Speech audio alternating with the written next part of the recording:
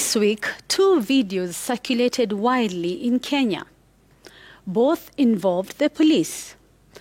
But if you watch them side by side, you could be forgiven for wondering whether we are dealing with one police service or two completely different institutions, depending on who is standing in front of the uniform.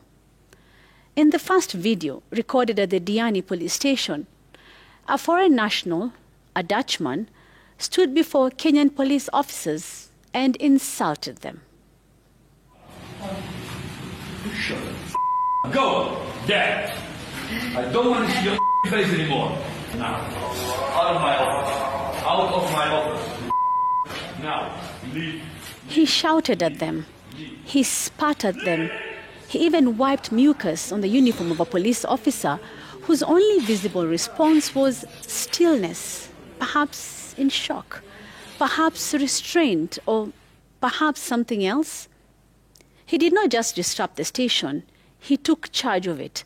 He spoke over the officers, strutted about the room, and dictated the tone. I would really love to believe that this remarkable gentleness from the police had absolutely nothing to do with his nationality or the color of his skin. That we simply happened to witness the most patient and controlled police officers in the country. The kind that many Kenyans do not encounter on highways, at protests, or even at an ordinary police station. But then came the second video, this one from Eldoret.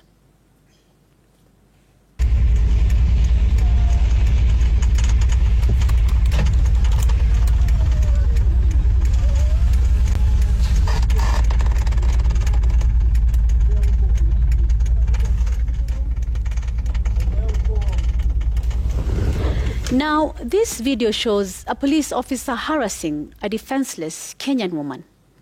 No hesitation, no restraint, no waiting to assess the situation, just pushing and shoving a woman. So in 1 week, the police showed us two extremes: meekness where firmness was required, and force where humanity was required. The contradiction is not just visual. It is about who the police believe they can confront and who they believe they must not upset.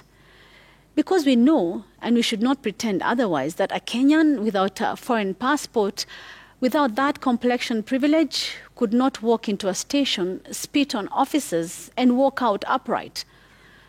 Now, when authority collapses, trust dissolves. And when trust dissolves, the law becomes negotiable. This week, the National Police Service entered a quiet note into the nation's occurrence book. Not about crime, but about esteem, about dignity, about who they believe deserves respect and who they believe deserves force. Because this week we saw the law, but we also saw its bias. My prayer is, may our systems learn to treat dignity as a right and not a privilege. And that is my memo.